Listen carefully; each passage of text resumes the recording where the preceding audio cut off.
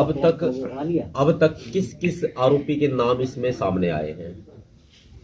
अभी तक तो इसके साथ हो गया, जगदीश के ठीक साथ है। उसके बाद फिर इसने फोन किया 14 तारीख को ही, उसी दिन। हाँ।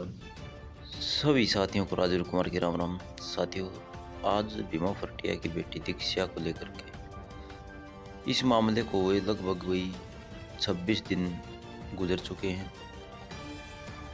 इससे पहले भी वही भीमसेना चीफ सतपाल तंवर पहुंचे थे और अब एक बार फिर से वही भीमसेना चीफ सतपाल तंवर भीमा फरटिया दीक्षा घर पहुंचे और जो SHO लुहारू हैं उनसे भाई पूरी बातचीत की जानकारी ली कि भाई कहाँ तक कार्रवाई पहुंची है और क्या कुछ कार्रवाई हुई है, क्या नहीं, कौन अरेस्ट हुआ है, तमाम तरह की जानकारी उन्होंने इस मामले में ली है।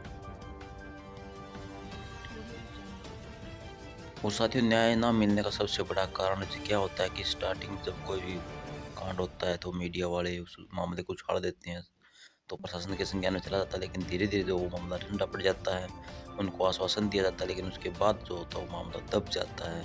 और इस तरह से जो गरीब परिवार, वंचित परिवार हैं, दलित परिवार हैं, वो न्याय से चूक जाते हैं। और हमें भी ऐसा लगता है कि भाई इनके साथ भी ऐसा ही हो जाएगा अगर कोई नहीं संभालेगा। तो SHO ने बताया कि भाई राहुल और उनके पिताजी को अरेस्ट कर लिया गया है। साथ ही साथ उन्होंने भाई काफ़ी जोर दे करके सतपाल तंवर ने ये कहा कि भाई इनके ऊपर सख्त सख्त कार्रवाई देखो होनी चाहिए, हमें मजबूर न किया जाए रोड के ऊपर आने के लिए। तो तमाम तरह की बातें SHO लुहारू के सामने उन्होंने रखी और जहाँ पर 1 करोड़ रुपए का मुआवजा जो उनकी बात थी वही जो उन्होंने लिख करके CM साहब को वही जो है पत्र भेज दिया है। तो क्या कुछ बातें हुई वो आगे इस वीडियो में आप देख सकते हैं। तो चलिए और कमेंट करके ज़रूर बताएं। तो फीस का मैटर ना हो सकता है कि ये बिटिया को गलत तरीके से ब्लैकमेल करने का प्रयास कर रहे हो? फीस का तो जो 14/11 को एक रिकॉर्डिंग हमारे पास आई है, भाई के पास भी, जगदीश के पास 14/11 को एक फ़ोन आया है, अगर आपने सुनी हो तो रिकॉर्डिंग में, उसमें उसने कहा है अपने प्रिंसिपल ने, वो बच्चे को कभी फ़ोन नहीं करती, वो पेरेंट्स को फ़ोन करती है।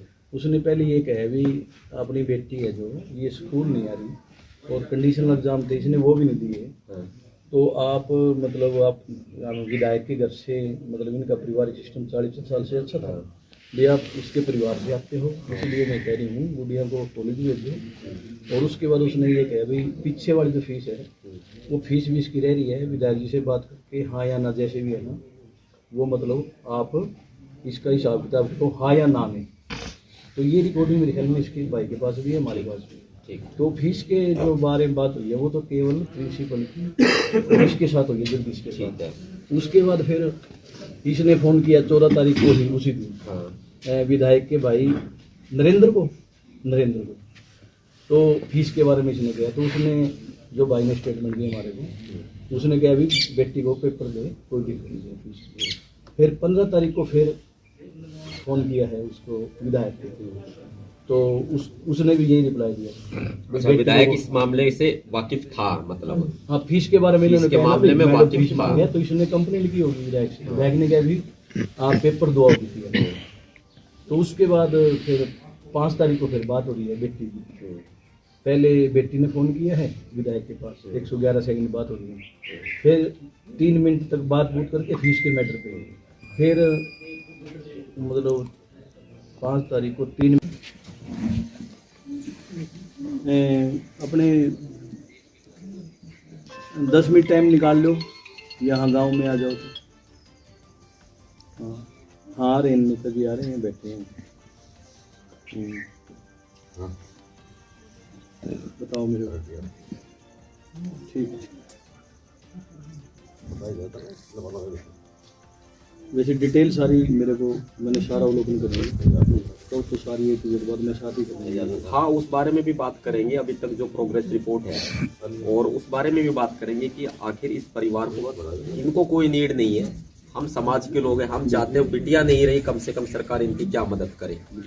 देखो हम आए हैं तो कम से कम इतना करेंगे कि निराशा हाथ ना लगे, और जो बीच में राजनीति हो रही है गलत तरीके से इस पूरे मामले पर, वो बहुत ही गलत है, दुरुपयोग ना हो। ये भावनाओं के साथ बहुत बड़ा खिलवाड़ है दोनों पार्टियों की तरफ से, कांग्रेस की तरफ से, बीजेपी की तरफ से। जितेंद्र जी, नहीं जी, मैं नया लगाया हूँ 3-4 दिन से। जितेंद्र जी तो वो गाने के बाद चाय पियोगे आप? ले लीजिए मैंने।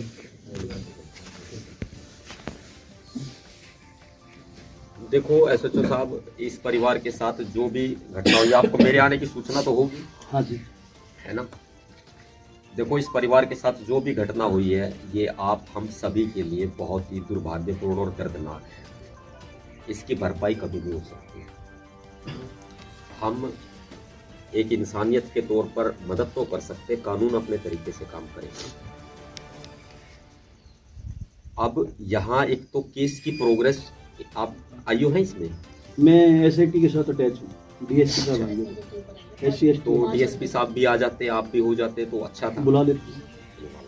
मेहरबानी होगी आप, कोई बात नहीं, हमारी बात रह जाएगी, हमारी आपके माध्यम से आप ही हमारी की- बात सरकार तक आप ही पहुंच की जाएगी, आप ही की सेवा में बैठे हैं, आप ही बुला लेते हैं।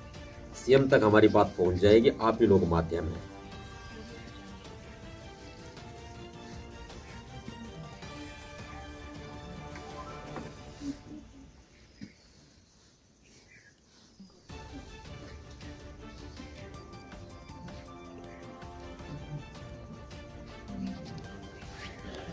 पूरा समाज तो नहीं हो सकता ना।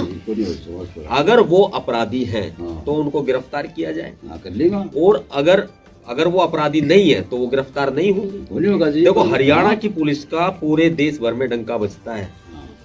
यूपी की पुलिस गोल गोल घुमा करके जो बेकसूर होता है उसको भी अपराधी बनाती है, हरियाणा की पुलिस तो नहीं कभी बनाती नहीं है। बनाएगा जी। हाँ, ऐसे में परिवार से पूछना बहुत जरूरी है, अब तक पुलिस ने सही काम किया है तो एक